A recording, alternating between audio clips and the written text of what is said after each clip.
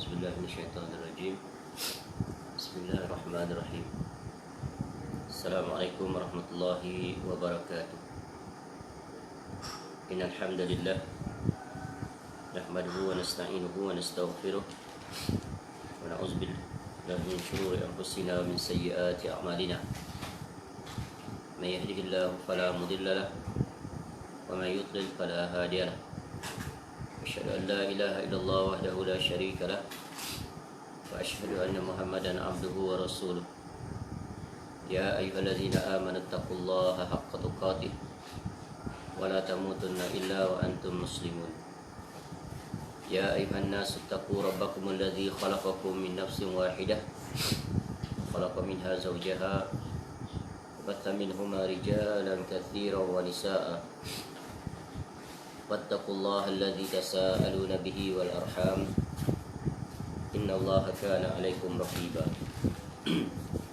يا أيها الذين آمنوا اتقوا الله وقولوا قولا سديدا يصلح لكم أعمالكم ويغفر لكم ذنوبكم ومن يطع الله ورسوله فقد فاز فوزا عظيما. أما بعد فإن أصدق الحديث كتاب الله خير الهدي هدي محمد صلى الله عليه وسلم شر الأمور محدثاتها وكل محدثة بدعة وكل بدعة ضلالة وكل ضلالة في النار. Allahumma inna nas'aluka ilman nafi'ah. Ya Allah, kami memohon kepada Engkau ilmu yang bermanfaat, wa rizqan thayyiba, dan rezeki yang baik, wa amalan mutaqabbala, dan amal yang diterima. Alhamdulillah, kita bersyukur pada Allah Subhanahu wa taala. Pagi ini Allah masih berikan kurnianya kepada kita untuk kita sama-sama dapat kembali berada di dalam majlis pembacaan hadis-hadis Nabi sallallahu alaihi wasallam yang diambil daripada kitab Arba'in fi Mabanil Islami wa Qawaidil Ahkam, atau yang lebih dikenali sebagai Arba'in An-Nawawiyah, yang disusun oleh Al-Imam Abu Zakaria Yahya bin Sharaf Asy-Syafi'i, atau lebih dikenali dengan Al-Imam An-Nawawi rahimahullah, seorang ulama besar yang lahir pada tahun 631 Hijrah dan meninggal pada tahun 676 Hijrah, iaitu dalam usia 45 tahun yang telah kembali Al-Imam An-Nawawi rahimahullah ke alam barzakh, namun meninggalkan kitab yang sangat besar faedahnya, yang diantaranya yang sedang kita pelajari sekarang, iaitu Arba'in An-Nawawiyah, yang memuatkan 42 hadis Nabi sallallahu alaihi wasallam dalam pelbagai tajuk, yang besar sekali faedahnya bagi sesiapa yang mempelajarinya. Sungguh dia akan memiliki faedah-faedah yang sangat bermanfaat bagi dirinya. InsyaAllah pagi ini kita akan masuk hadis yang ke-16, Al-Hadisus Sadis Asyara. Hadis yang ke-16 iaitu hadis yang membicarakan salah satu daripada wasiat atau pesanan Nabi sallallahu alaihi wasallam yang sangat agung, yang sangat besar, dalam ucapan yang sangat pendek, yang sekali saja diucapkan insya-Allah kita akan dapat menghafalnya.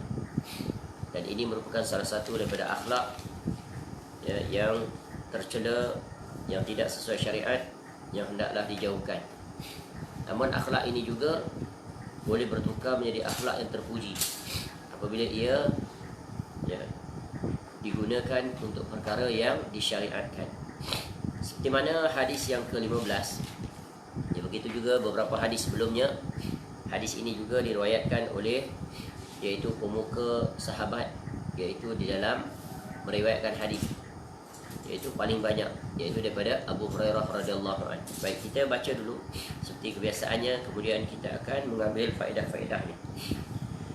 An Abi qala al-Imam An-Nawawi rahimahullah, an Abi Hurairah radhiyallahu anhu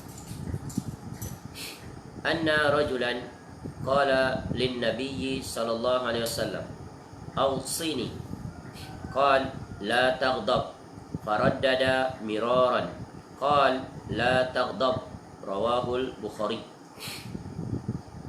Itu dari Abu Hurairah, dari Abi Hurairah, daripada Abu Hurairah radhiyallahu an, semoga Allah meridainya, anna rajulan, bahawasanya ada seorang lelaki, qala berkata lin nabi, kepada Nabi sallallahu alaihi wasallam, awsini, berilah aku nasihat.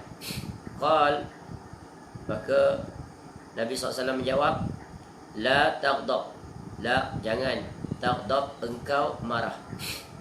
Faraddada miraran, ya. Lelaki tadi, orang tersebut mengulangi permintaannya berkali-kali. Qal, dan Nabi SAW bersabda kembali, la taghdab, jangan marah. Ya, rawahu Al-Bukhari. Hadis ini diriwayatkan oleh Al-Imam Al-Bukhari dalam sahihnya nombor 6116. Baik. Jadi hadis yang sangat pendek ini diriwayatkan daripada Abu Hurairah radhiyallahu anhu, yaitu Abdurrahman bin Sakhr Ad-Dawsi radhiyallahu anhu. Ya, anna rajulan qala lin nabi awsini, ya, yaitu bahawa ada seorang lelaki datang kepada Nabi SAW dan berkata, ya, awsini, nasihati aku. Qal la taghdab, jangan marah.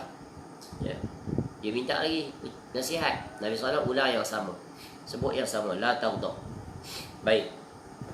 Jadi hadis ini, ya, yang pertamanya adalah datang daripada Abu Hurairah radhiyallahu anhu, yang mana telah berlalu tentang biografinya secara ringkas. Adapun perinciannya bolehlah kita rujuk di dalam kitab-kitab yang menjelaskan tentang biografi para sahabat Nabi sallallahu alaihi wasallam, atau yang lebih dikenali dengan ilmu rijal. Boleh lihat dalam kitab-kitab yang memuatkan, ya, tabaqah para sahabat. Baik.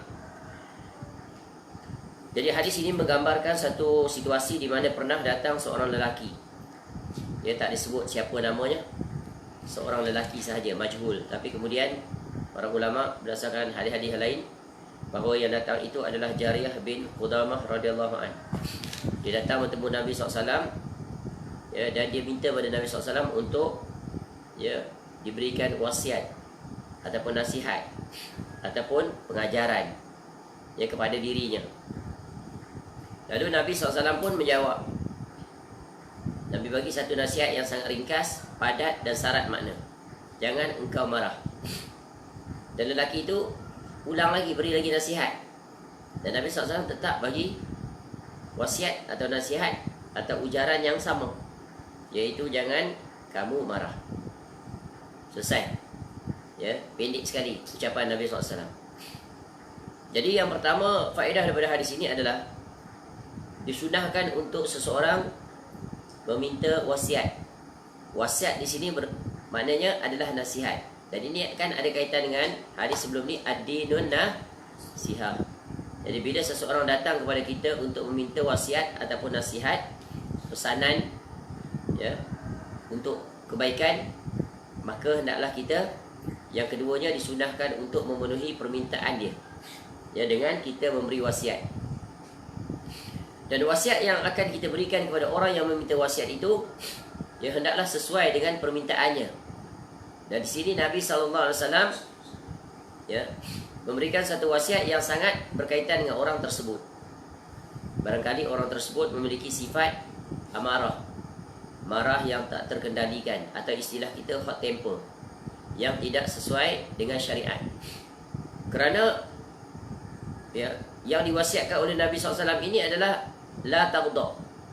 Dan Nabi SAW ulang berkali-kali, ya. Jadi ini menunjukkan hal yang berkaitan dengan lelaki tersebut ada satu sifat, ya, barangkali dia memiliki sifat marah, marah yang tak terkendalikan, hot temper. Jadi marah ini adalah satu perbahasan yang besar, ya, dia ada kaitan dengan agama dan dia ada kaitan dengan urusan dunia. Dan marah ini adalah satu sifat fitrah yang sudah tertanam di dalam diri sifat manusia. Cumanya marah itu bertingkat-tingkat, ya, bertingkat-tingkat sesuai dengan kondisi dan keadaan, situasi di mana dihadapi, ya, perkara yang boleh menimbulkan kemarahan. Dan marah, ya, terbahagi kepada dua. Ya, semua sifat-sifat yang tercela yang ada pada manusia ni, dia nanti boleh dibentuk, dibina agar dia berjalan selaras dengan syariat. Begitu juga dengan sifat marah. Marah yang dimaksudkan oleh Nabi SAW di sini adalah marah yang tidak sesuai dengan syariat, iaitu marah yang terhasil daripada emosi yang tak terkendali, iaitu yang datang daripada bisikan hasil daripada hawa nafsu yang tak terkendali dan dibantu oleh bisikan syaitan. Di mana marah, kita akan lihat orang yang marah itu berubah wajahnya, berubah suaranya, ya, berubah cara berinteraksinya, dan sampai ke puncaknya boleh melakukan tindakan-tindakan yang di luar batasan. Itu adalah marah yang tidak sesuai dengan syariat, iaitu marah yang tercela, ya, marah yang boleh membawa kebinasaan. Kerana apa? Marah itu bukan lahir daripada akal yang sihat, daripada iman yang bersih, tapi lahir daripada emosi yang tak terkendali, nafsu yang jahat. Jadi inilah yang dimaksudkan oleh Nabi SAW. Dan marah yang dimaksudkan di sini adalah marah yang sangat tercela. Kerana apa? Kerana marah berbentuk ini adalah merupakan pintu terhadap segala keburukan dan kebinasaan. Marah yang tak sesuai dengan syariat, dia merupakan ibu segala kejahatan. Ya, kenapa dinamakan ibu segala kejahatan? Marah yang tidak terkendali ini berdasarkan hawa nafsu dan bisikan syaitan boleh membawa kemuncaknya kepada kekufuran. Ya, marah yang tak terkendali sehingga dia mengeluarkan ucapan-ucapan yang boleh menyebabkan dia keluar daripada agama. Ya, atau ucapan-ucapan yang boleh membawa kepada kesyirikan. Atau marahnya boleh membawa kepada pembunuhan. Ya, asalnya perkara kecil berjenaka kemudian membawa kepada marah. Marah kemudian membawa kepada tindakan anggota tubuh badan. Akhirnya boleh menyebabkan pergaduhan, perseteruan, perpecahan, fitnah, celaan, ya, kutukan. Ya, dan kemuncaknya boleh membawa kepada apa tadi? Iaitu kematian. Asal daripada lisan. Sebab tu sebelum ni, ya, kita telah jelaskan hadis yang berkaitan dengan man kana yu'minu billahi wal yawmil akhir falyaqul khairan aw liyasmut. Jadi marah itu ditunjukkan biasanya berpunca daripada ungkapan lisan. Akhirnya mendatangkan sakit hati. Akhirnya boleh membawa mati. Ya. Itu bencana. Sebab itu, ya, sebab pulut santan binasa, sebab mulut badan binasa. Ya. Jadi sebab mulut juga, ya, sebab sifat marah yang tak terkendali boleh berantakan, hancur rumah tangga, mengeluarkan satu ucapan yang akhirnya binasa rumah tangga tersebut. Jadi marah ini adalah marah yang, ya, membuka pintu ruang untuk tercetusnya perkara-perkara yang tak diingini. Sebab itu, ya, Nabi SAW akan nanti mengajar kita dalam hadis-hadis yang lain bagaimana untuk mengawal emosi. Jangan marah yang dicela. Adapun marah yang terpuji adalah marah yang dituntut, marah yang sesuai dengan syariat, iaitu marah terhadap, ya, contohnya berlaku pelanggaran terhadap perintah-perintah Allah. Ya, marah kerana melihat kemungkaran-kemungkaran yang dilakukan. Itu adalah perkara yang sangat dituntut. Ya. Kerana sifat marah ini wajib ada kepada setiap insan. Kerana dengan marah itu akan dapatlah terhalang perkara-perkara yang Allah murkai. Ya. Jadi marah ini, ya, dua jurusan. Dan yang dipuji adalah marah yang sesuai dengan syariat. Ya. Dan marah yang dikeji adalah marah yang disebut oleh Nabi SAW kerana membawa kebinasaan. Dan Allah Ta'ala tidak menyukai orang-orang yang memiliki sifat marah yang menurut hawa nafsu. Marah yang tak sepatutnya yang boleh menyebabkan berlaku perkara-perkara keburukan. Ya, ini adalah perkara yang wajib kita faham. Ya, dan marah ini pula yang menghinggapi setiap orang. Ya, menghinggapi setiap orang. Ada orang yang dia jenis cepat marah. Ya, cepat marah. Ya. Kemudian lambat hilang marahnya. Ada orang yang cepat marah, cepat hilang. Ada orang yang lambat marah, lambat pula hilangnya. Dan berbagai jenis kategori. Dan ini semua berasal daripada hatinya. Makin bersih hati seseorang, maka makin rendahlah tahap marahnya yang tak sesuai dengan iman. Tetapi makin keras hatinya, makin, ya, sakit hatinya, maka makin luaslah untuk dia terdedah kepada sifat marah yang tercela. Jadi dalam hadis ini memberikan dua perkara yang sangat penting. iaitu marah yang sangat dicela dan marah yang terpuji. Dan Allah Subhanahu wa taala juga di antara sifat Allah, dia memiliki sifat murka. Sifat murka Allah Taala ini adalah dia marah, dia murka kepada hamba-hambanya yang melakukan pelanggaran. Sebagaimana disebut, Allah Taala dia sangat murka dan marah kepada siapa? Orang-orang kafir, orang musyrik, munafik, dan orang-orang yang melampaui batas. Sebagaimana dalam surah Al-Fath ayat 6. Wa yu'azzibal munafiqina wal munafiqat wal musyrikina wal musyrikat wal musyrikati zannina billah wal musyrikati zannina billahi zannas saw alaihim dairatus saw wa ghadiballahu alaihim wa la'anahum wa a'adda lahum jahannam wa sa'at masira. Dan dia, yakni Allah, mengazab orang-orang munafik lelaki dan perempuan, dan juga orang-orang musyrik lelaki dan perempuan yang berprasangka buruk terhadap Allah. Mereka akan mendapat giliran, yakni azab yang buruk, dan Allah murka kepada mereka dan mengutuk mereka, serta menyediakan neraka jahanam bagi mereka, dan neraka jahanam itu seburuk-buruk tempat kembali. Jadi Allah, di antara sifatnya adalah dia murka, ghadab, marah terhadap perlakuan hamba-hambanya, sehingga disebut nanti di negeri akhirat, Allah Ta'ala pada hari akhirat nanti, Allah Ta'ala menunjukkan kemurkaannya yang paling kemuncak, paling marah, paling murka. Yang Allah Ta'ala belum pernah marah murka seperti itu. Jadi menunjukkan hari itu adalah hari yang sangat menakutkan, mengerikan, kerana Allah sangat murka terhadap hamba-hambanya ketika itu. Kenapa? Kerana dulu di dunia tak percaya akan ada hari kebangkitan, akan ada hari penghisapan. Sekarang kamu saksikannya sendiri.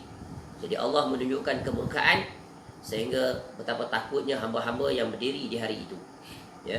Jadi ingat, Allah memiliki sifat marah. Wajib kita tetapkan tanpa sebarang takwil baginya. Marah Allah tak sama dengan marah makhluknya. Laisa kamitslihi syai'un wa huwas samiul basir. Itu kaedah yang sangat agung. Jadi Allah marah sesuai dan layak dengan sifat-sifat keagungan dan kebesaran serta kemuliaannya.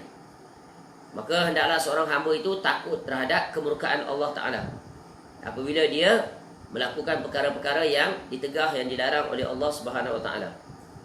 Jadi kembali kepada hadis ini. Jadi hadis ini, sebagaimana kata Al-Imam Ibnu Hajar Al-Asqalani rahimahullah, hakikat marah itu asalnya tidak dilarang. Kerana ia merupakan tabiat yang tidak dapat hilang dari perilaku kebiasaan manusia. Cuma dia akan menjadi terpuji bila dia dapat dikawal. Dikawal sesuai dengan ketetapan syariat.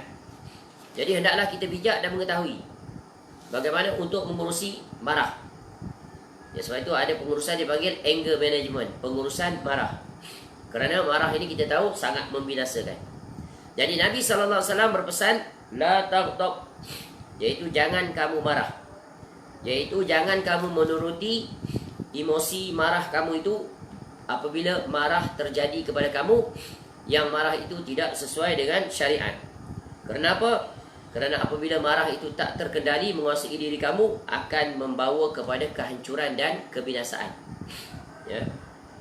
Jadi ini adalah peringatan Nabi SAW yang sangat besar. Dan Nabi SAW menjelaskan kepada kita kaedah-kaedah apabila seseorang itu marah, marah yang tak terkendalikan, untuk mengawalnya. Kerana apa? Kemuncak kemarahan tadi akan membawa kepada kebinasaan.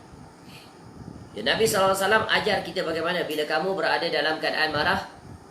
Yang pertamanya adalah, hendaklah orang yang diserang sifat marah ini, pertamanya hendaklah dia memohon kepada Allah agar berlindung daripada syaitan. Sebab syaitan nantilah yang akan mengipas-ngipas, memarakkan lagi kemarahannya, sehingga wajahnya akan berubah kemerah-merahan kerana darah sedang dipam secara laju dan syaitan sedang berlari di situ. Membisik-bisikkan, menghasut-hasut supaya meningkatkan tahap kemarahan itu pada tahap maksimal.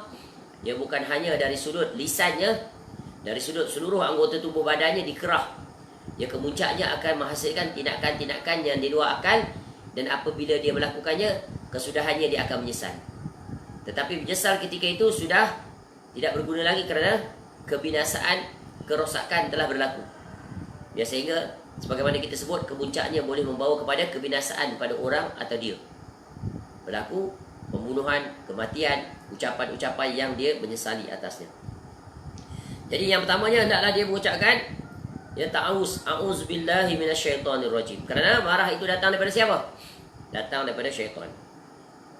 Yang kedua, hendaklah dia mengucapkan kalimah-kalimah yang baik.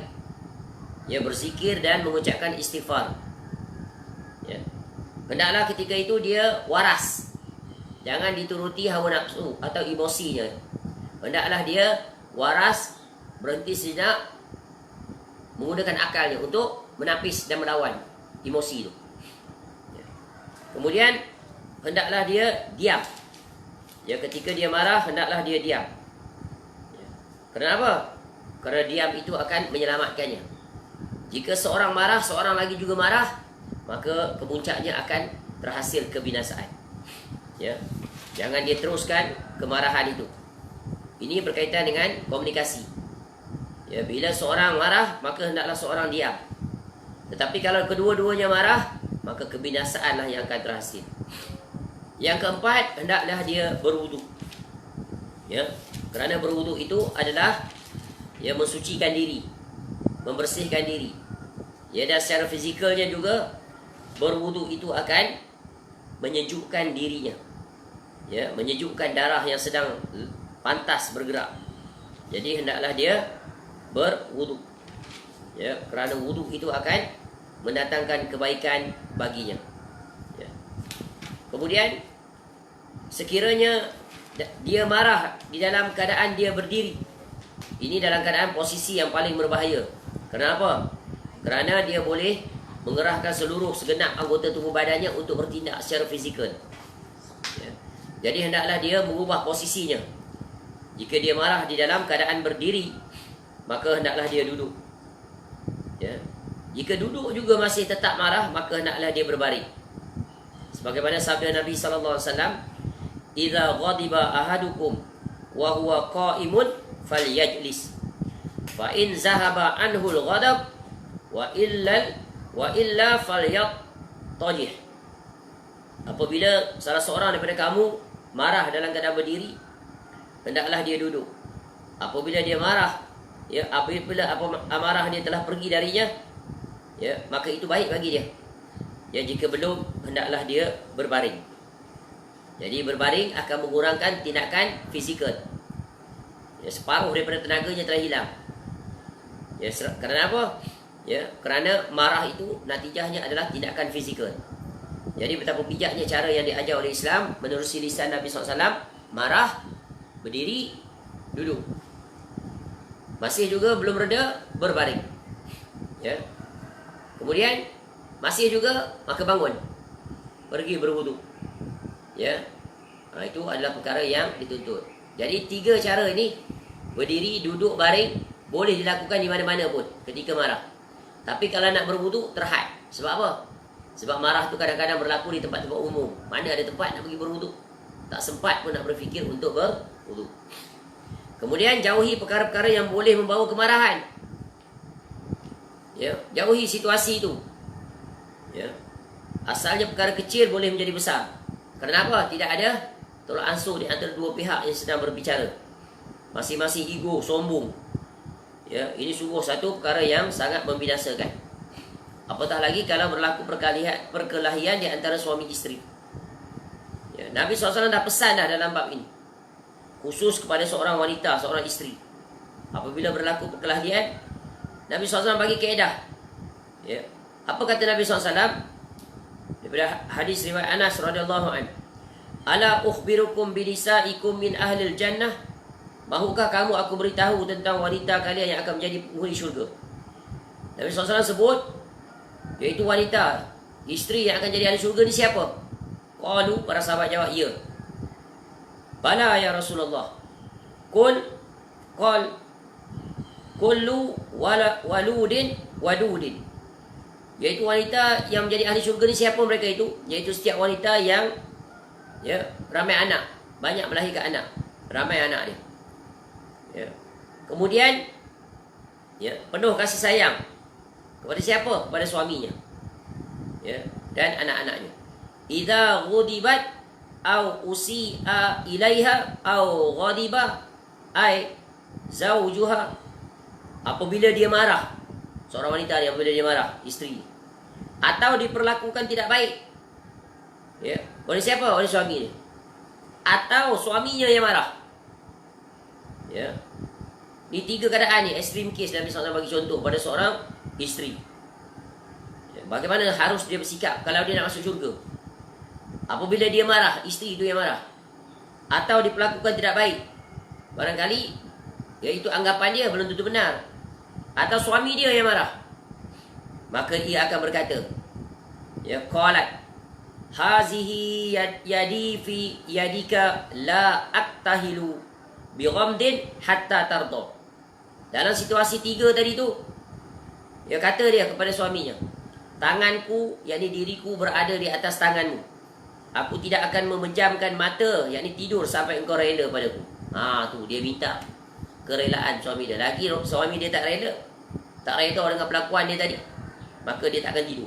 Inilah ciri isteri yang solehah. Kalau tidak, bermakna dia seorang yang ego. Walaupun dia betul, tapi Islam mengajarkan perkara yang sangat agung ini, khusus terhadap seorang isteri. Kerana Nabi SAW menyebutkan, suamimu itu adalah syurgamu atau neraka kamu. Cuba lihat hadis yang lain. Dari Husain bin Mihsan radhiyallahu an, dia berkata bahawasanya suatu ketika mak saudaranya mendatangkan Nabi SAW untuk suatu keperluan. Setelah dia menyelesaikan keperluannya, Nabi SAW bertanya kepadanya, azatu zaujin anti, adakah engkau mempunyai suami? Naam. Lalu dia jawab, ya. Kaifa anti lahu, bagaimana engkau memperlakukan dirinya? Bagaimana kamu berinteraksi, berurusan dengan suami kamu itu? Qalat, lalu dia menjawab, ma'aluhu illa ma'ajaztu anhu, aku tidak menolak permintaannya kecuali pada apa yang aku tidak sanggup melaksanakannya. Qal, lalu Nabi SAW menjawab, bersabda, fanzuri aina anti minhu, maka lihatlah di mana kedudukanmu darinya. Fa innama huwa jannatuki wa naruki, kerana sesungguhnya suami kamu itu adalah syurgamu atau nerakamu. Jadi ini peringatan tegas daripada Nabi SAW. Betapa banyak isteri yang melangkaui apa yang disebut oleh Nabi SAW dengan alasan dia berada di pihak benar. Inilah dia. Padahal hadis ini menjelaskan tentang kewajipan taat pada suami dalam hal yang makruf, dan tidak mentaati dalam perkara mungkar, tapi tetap kena taat pada suami. Seperti kita taat pada pemerintah. Pemerintah zalim, tetap taat. Pemerintah adil, tentu lebih taat. Jadi jangan tertipu dengan ego diri sendiri. Nak masuk syurga, inilah dia wasiat Nabi SAW. Sama ada kamu marah atau dimarahi oleh suami, maka hendaklah kamu mendapat redha daripadanya. Redha suami itu adalah redha Allah SWT. Jadi ini berkaitan dengan salah satu contoh marah yang hendaklah difahami, iaitu seorang isteri apabila seorang suaminya marah, maka hendaklah dia merasa kekhawatiran dan ketakutan. Sebab apa? Kalau suaminya tidak redha padanya, dia tidur dalam keadaan mendapat laknat daripada Allah menerusi para malaikat. Walaupun dia tidur pulas, lena, tetapi bila suami tidak redha padanya, maka sungguh kebinasaan. Kalau dia mati dalam keadaan itu, sungguh dia mendapat laknat daripada Allah. Bagaimana nak masuk syurga? Jadi marah sangat berkaitan dengan emosi. Jangan tertipu dengan emosi yang tak terkendali, hasil daripada bisikan syaitan. Kerana pintu masuk syaitan ini yang paling ampuh adalah menerusi seorang wanita jika dia telah bersuami. Lihat bagaimana Nabi Adam AS dikeluarkan daripada syurga akibat dia masuk menerusi pintu Hawa AS. Dan syaitan akan melakukan kerjanya sampai hari kiamat. Baik, kembali. Jadi Nabi SAW menjelaskan tentang keutamaan orang-orang yang dapat menahan marah. Baik, tadi kaedah seterusnya adalah apabila masih juga marah, maka jauhi hal-hal yang membawa kepada kemarahan. Ya, sebab itu kaedah ni sangat penting. Ya, dalam segala lapangan, jika ingin rumah tangga itu contohnya berkekalan, maka jangan sentiasa wujudkan konflik. Hendaklah salah satu pihak sentiasa bertolak ansur, terutamanya seorang isteri. Walaupun dia benar, tapi demi untuk melestarikan, menjaga kesinambungan, ya, keamanan rumah tangga, maka hendaklah dia menjaga bab ini. Kerana seorang suami jangkauannya luas. Ya. Kerana dia memiliki hak yang luas yang Allah berikan kepadanya. Kemudian berikan hak badan untuk beristirahat. Kadang-kadang marah itu hasil daripada tekanan. Ya. Tekanan yang tak terkendalikan. Jadi jangan kita bermudah-mudahan mencetuskan satu situasi yang boleh memancing kemarahan yang tak terkendali. Ya, kembali juga kepada rumah tangga umpamanya. Ya, hari ini kenapa banyak rumah tangga berlaku perceraian? Ya, kerana suami itu berada dalam situasi yang sangat tertekan, hilang pekerjaan. Ya, dia sedang memikir bagaimana nak menyara kehidupan ahli keluarganya, tinggal pula di rumah yang sempit, di flat dan sebagainya. Ya, tidak ada apa yang nak dimakan. Tiba-tiba isterinya pula membebani dia dengan pelbagai desakan demi desakan.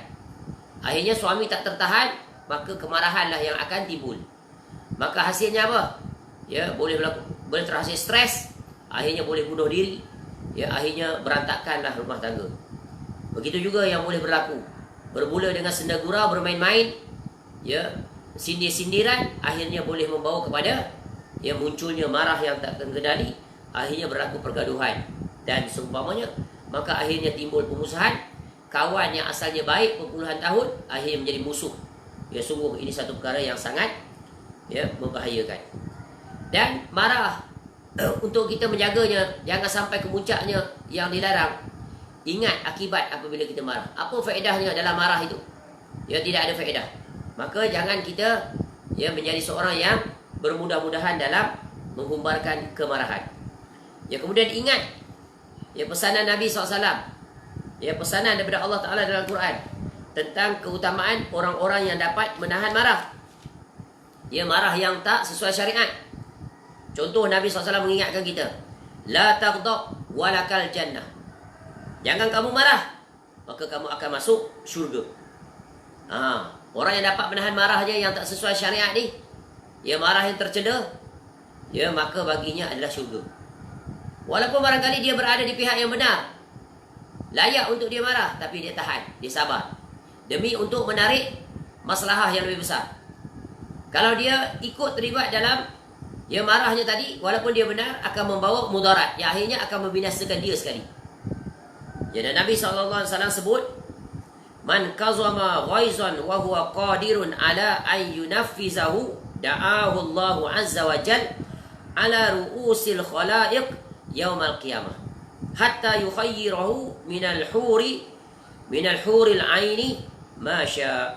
Barang siapa menahan amarahnya padahal dia mampu melakukannya, ya, pada hari kiamat Allah azza wa jal akan memanggilnya di hadapan seluruh makhluk. Kemudian Allah menyuruhnya untuk memilih bidadari yang dia suka.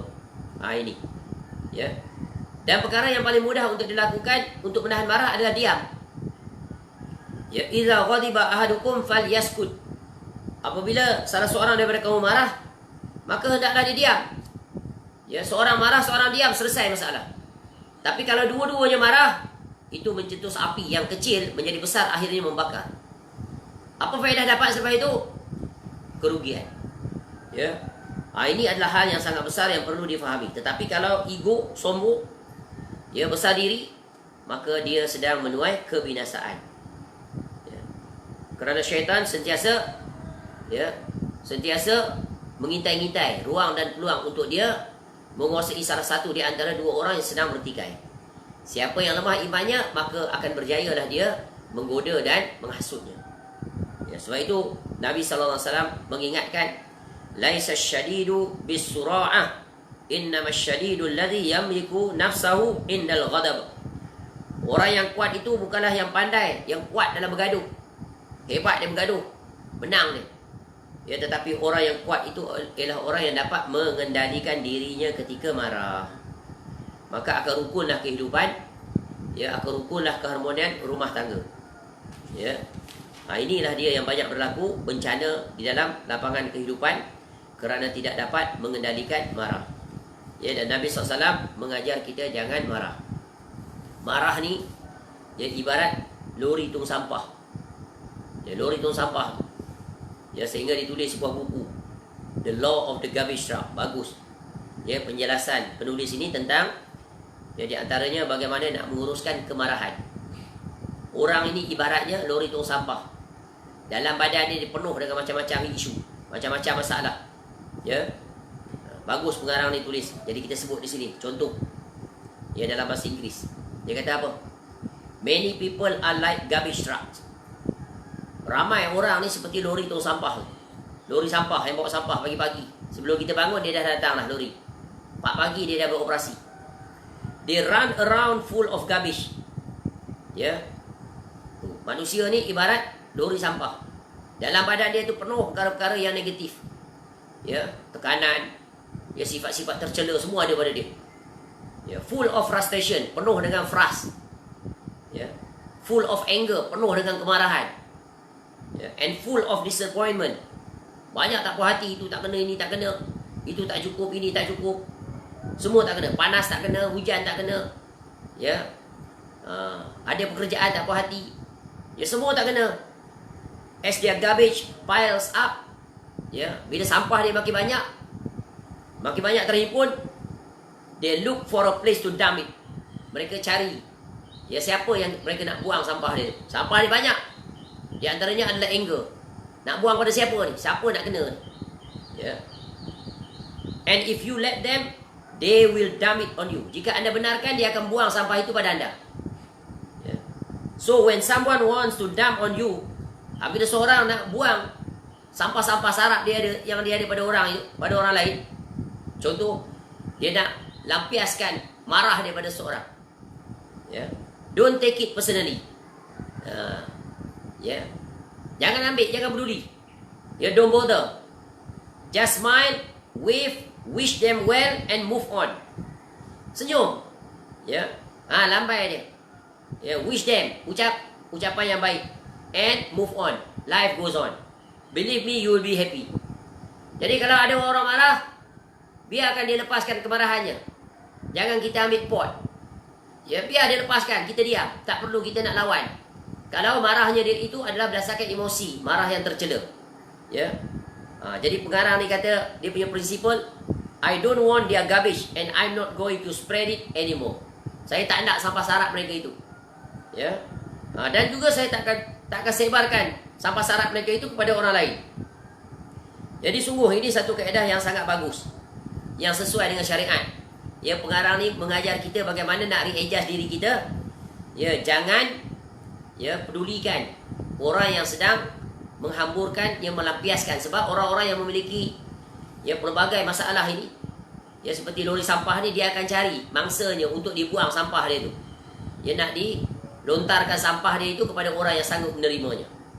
Ya, Masya Allah. Ini adalah satu pelajaran yang sangat berharga daripada kisah, iaitu lori tong sampah. Ya, iaitu contohnya khusus orang yang marah ni, dia nak cari mangsa. Ya, dia nak lepaskan segala frustration dia dan sebagainya. Jadi principle of our life, ya, kata pengarang ini, ya, the no garbage trucks pledge. Ini ikrar seorang prinsipal ni. Dia kata apa? I do not accept garbage in my life. When I see garbage trucks, I do not take them personally. I just smile, I wave, I wish them well, and I move on. And I do not spread garbage to others. I'm not a garbage truck. I do not accept garbage in my life. Masya Allah. Ya, ini salah satu kaedah yang bagus, yang sesuai dengan syariat. Ya, saya sekali-kali menerima sampah dalam hidup saya. Sebab apa? Ya, anger ni yang tak sesuai syariat, dia adalah sampah. Jadi jangan kita layan. Kalau kita layan, dia akan menyebabkan kita juga turut terpalit dengan sampah. Ya, akhirnya kedua-duanya binasa. Maka ini sungguh satu cara bagaimana untuk kita menghindarkan diri daripada marah yang tercela. Baik. Adapun marah yang terpuji adalah marah yang sangat dituntut di dalam agama. Ya, dan Nabi sallallahu alaihi wasallam mencontohkan kepada kita bagaimana ya marah yang sesuai dengan syariat, khususnya yang berkaitan dengan syariat, berkaitan dengan hak-hak Allah Subhanahu wa taala. Ya. Maka hendaklah kita berusaha untuk memiliki sifat marah yang sesuai dengan syariat. Sebagaimana satu ketika Nabi sallallahu alaihi wasallam ya marah ya ketika mana masuk ke rumah isterinya Aisyah radhiyallahu anha dan melihat tirai terdapat gambar makhluk hidup. Ya, tirai itu ada gambar makhluk hidup. Lalu Nabi SAW pun ya wajah beliau berubah. Ya, marah. Dan Nabi SAW merobeknya, mengoyakkan tirai itu. Ya, lalu Nabi SAW menyebut sesungguhnya orang yang paling keras azabnya pada hari kiamat ialah orang yang menggambarkan gambar-gambar ini, iaitu gambar hidup. Ya, makhluk bernyawa. Nabi SAW larang. Nabi marah. Kenapa? Melakukan pelanggaran terhadap perintah Allah Subhanahu Wa Taala. Begitu juga Nabi SAW pernah marah apabila diajukan kepadanya tentang ya salah seorang sahabat menjadi imam, dia memanjangkan solatnya. Ya, terlalu panjang. Ya, sehingga Nabi SAW marah, bahkan sangat marah, dan menasihati manusia dan menyuruh mereka meringankan solat. Ya, supaya tidak memberatkan orang yang berada di belakangnya, khususnya anak-anak kecil, ya, wanita tua, ya, lelaki yang telah tua. Ya, itu contoh. Begitu juga Nabi SAW pernah marah terhadap orang yang solat kemudian dia meludah ke depan. Dia membuang kahaknya ke depan. Ya, dan Nabi SAW menyebutkan, ya, sesungguhnya jika salah seorang daripada kamu sedang dalam keadaan solat, ya, maka Allah ada di depannya. Ya, maksudnya apa? Kita sedang menghadap Allah Ta'ala. Ya, maka jangan sekali-kali kita berludah ataupun membuang kahak ya di depan ketika dalam solat. Itu contoh. Ya, Nabi SAW memberikan contoh banyak lagi. Nabi SAW marah kepada orang-orang kafir yang ingkar, yang menolak ajakan Nabi SAW untuk beriman. Bahkan mereka berani pula mencabar Nabi SAW, bahkan sampai melakukan konspirasi untuk membunuh Nabi SAW. Jadi begitu juga dalam hal-hal apabila kita melihat kemungkaran, maka hendaklah kita ada sifat marah, tidak redha, tidak merestuinya. Nanti akan datang hadisnya, man ra'a munkaran falyughayyir biyadi, fa in lam yastati' fa bi lisani, fa in lam yastati' fa bi qalbi. Jadi ya, ini adalah marah yang sangat dipuji. Contoh, ya, anak-anak tidak solat tepat pada waktunya, maka wajib bagi ibu bapa marah. Ya, begitu juga ya ketika isteri melanggar perintah Allah, wajib dimarahi. Ya, apabila tidak mendengar kata suaminya, ya, peringatan daripada suaminya, jangan bertabaruj. Ya, jangan bermudah-mudah berhubungan dengan lelaki yang bukan mahram di pejabat. Ingat pesanan ini. Tak, tiba-tiba terserempak dia keluar dengan lelaki yang bukan mahram naik satu kenderaan. Ketika itu wajib marah. Jangan dibiarkan pula, dia endorse pula. Akibatnya nanti binasa suami, dapat gelaran iaitu dayus. Maka tak masuk syurga dia nanti di negeri akhirat. Itu wajib marah. Jangan biar isteri bebas ke sana kemari tanpa diberikan panduan. Apatah lagi isterinya pula jenis kerja outstation ke mana-mana. Beri peringatan. Ya. Sentiasa memantau, menasihati isteri, jaga maruah diri. Ya, jaga segala-galanya. Kerana itu jika tidak akan mendatangkan kemurkaan Allah kepada si suami khususnya. Begitu juga kepada isteri yang melanggarnya. Ya, sebab itu di antara cara yang sesuai syariat, apabila suami marah kepada isterinya yang ingkar, maka boleh ya untuk dia memisahkan diri daripada isterinya kerana telah berlaku nusyuz, ya, penderakaan ya di atas perkara-perkara yang tidak disukai oleh suaminya. Dan ini adalah di antara perkara yang banyak dilanggar. Padahal kalau kita buka kitab fiqh yang menjelaskan tentang kewajipan isteri terhadap suami, banyak sekali di situ dinyatakan. Masya Allah. Ini adalah perkara besar yang perlu diberi perhatian. Baik. Ya, jadi banyak sekali contoh-contoh yang boleh kita berikan ya dalam hal yang berkaitan dengan marah yang terpuji. Ya, dan marah yang tercela. Apabila kedua-dua marah ini dapat dikendalikan sesuai dengan aturan syariat, sungguh dia telah berjaya mengendalikan hawa nafsunya. Dia telah berjaya iaitu menggunakan hatinya diarahkan kepada hati yang bersih, maka dengan itu dia dapat menjaga dirinya. Jadi hendaklah kita berusaha untuk menjauhi diri kita daripada memiliki iaitu sifat marah yang tidak sesuai dengan syariat. Kerana dengan itu akan menyelamatkan diri kita dalam hubungan kita dengan Allah dan juga hubungan kita dengan sesama manusia. Baik, itu di antara perkara-perkara atau faedah-faedah yang kita dapati. Maka hendaklah kita berusaha untuk menjauhi sifat marah yang tercela. Dan ini sudah tentu memerlukan mujahadah tahap tertinggi. Ya, untuk melawan hawa nafsu dan bisikan syaitan.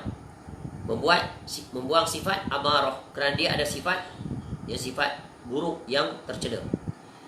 Dan untuk memiliki dan menggantikan sifat marah yang tercela ini adalah hendaklah memiliki sifat yang sabar. Sabar yang sangat tinggi. Dan semuanya ini adalah memerlukan tarbiyah, memerlukan praktis. Practice make things perfect. Jadi hendaklah berusaha untuk memasukkan sifat-sifat yang baik di dalam diri. Hendaklah memikirkan, mengetahui, sentiasa menyematkan dalam hati tentang risiko dan implikasi. Apabila marah yang tak sesuai syariat boleh membawa kebinasaan, boleh mendatangkan kemurkaan Allah Ta'ala, boleh membinasakan diri sehingga nanti menyesal di negeri akhirat. Khawatir nanti dihumbankan ke dalam neraka. Sebab Nabi SAW dah sebut tadi, marah yang tercela dapat ditahan, maka masuk syurga. La taghdab walakal jannah. Dan marah yang sesuai syariat adalah salah satu daripada akhlak diri yang terpuji. Marah yang tercela adalah perangai yang tercela, yang buruk, yang tak disukai oleh orang. Cuba lihat, orang apabila marah yang tak terkendali, yang dipenuhi dengan emosi, kita akan lihat dadanya membara, urat sarafnya menegang, wajahnya memerah, dan keluar perkataan-perkataan yang buruk, perkataan-perkataan yang keji, dan disusuli dengan tindakan yang tak tergambarkan oleh akal yang waras. Jadi inilah dia. Jadi hakikat marah ini yang disebut oleh Nabi SAW adalah hakikat marah yang hendaklah kita jauhi sejauh-jauhnya, kerana menatijahkan keburukan yang sungguh, yang akan menyebabkan pelakunya nanti menyesal. Cuba lihat, banyak kes-kes yang menyebabkan penyesalan seperti membunuh umpamanya. Membunuh, akhirnya menyesali, dipenjarakan. Contoh, cuba lihat, bergaduh di jalanan, perkara kecil saja, kecil je, horn bagi peringatan, tiba-tiba marah, dia berhenti, bawa dengan laju, memintas, berhenti di depan-depan kereta itu secara mengejut. Kemudian turun daripada kereta, bergaduh, kembali pada kereta, ambil kayu baseball, diketuknya kepada orang yang horn pada dia tadi. Mati dia sampai mati. Sebabnya cuma horn saja tadi. Horn pun betul, sebab apa? Dia memintas dengan cara yang membahaya kepada orang yang dipintas itu. Akibatnya apa? Mati kawan tu. Tak selesai lagi, yang membunuh tadi juga akan dikenakan hukuman, dipenjarakan. Maka bukan saja akibat itu kepada dua pihak tadi, kepada pihak yang berkaitan dengan kedua-dua pemandu tadi. Keluarganya kehilangan suami, kehilangan tempat bergantung, anak-anak hilang tempat kasih sayang. Ketika itu menyesal sudah tidak berguna lagi. Sebab itulah benar perkataan Nabi SAW ini, sangat benar, as-sadiqul masduq. Sehingga orang tua-tua kita sebut tadi, menyesal dulu pendapatan, menyesal kemudian tiada gunanya lagi. Terlajak perahu, boleh diundur. Terlajak perkataan, badan binasa. Kerana mulut, santan binasa. Kerana mulut, badan binasa. Jadi hadis ini sangat berkaitan dengan hadis sebelum ini. Sebab itu kita dah sebut betapa tajamnya, betapa cerdasnya Imam An-Nawawi rahimahullah memasukkan hadis-hadis di dalam 42 himpunan ini. Yang satu di antaranya saling berkaitan, cross each others, saling melengkapi ucapan Nabi SAW, sehingga kita nampak 42 hadis ini seolah-olah puzzle yang bertebaran, kemudian disatukan menjadi satu kesatuan untuk membentuk, mencanai diri kita agar memiliki sifat yang sempurna, iaitu memiliki akhlak yang agung, akidah yang kukuh, ibadah yang sempurna. Maka jadilah sebagaimana yang dikehendaki oleh Nabi SAW, iaitu seorang insan yang benar-benar menegakkan ubudiahnya kepada Allah dan menegakkan hubungannya sesama manusia dengan cara yang terbaik. Jadilah pribadi yang dikehendaki oleh Allah Subhanahu wa taala. Maka sungguh ini adalah satu faedah pengajaran wasiat Nabi SAW yang sangat besar. Maka hendaklah kita berjalan di atas wasiat Nabi SAW yang sangat pendek ini. La taghdab, la taghdab, la taghdab. Jangan kamu marah, jangan kamu marah, jangan kamu marah. Kerana marah yang tercela tidak ada faedahnya sama sekali. Bahkan merosakkan diri si pemarah itu. Sebab itulah hendaklah kita berusaha untuk membuang sejauh-jauhnya sifat marah yang tidak selaras dengan pesanan Nabi sallallahu alaihi wasallam. Nah, baik cukup setakat itu. Yang mudah-mudahan Allah memurniakan kita akhlak yang mulia. Allah buangkan kita sifat-sifat marah yang tidak selaras, tidak sesuai dengan syariat, dan Allah menghiasi diri kita dengan marah yang terpuji, marah yang berpahala, bukan marah yang mendatangkan dosa. Marah yang membawa pemiliknya nanti dihimpunkan ke dalam syurga. Supaya kita memiliki sifat marah seperti mana Allah hiasi Nabi SAW dengan sifat marah yang terpuji, iaitu sifat marah yang mendatangkan keredaan Allah Subhanahu wa taala. Wallahu a'lam. Semoga bermanfaat. Semoga dengan mengambil faedah daripada hadis ini akan banyaklah kebaikan yang Allah kurniakan kepada kita.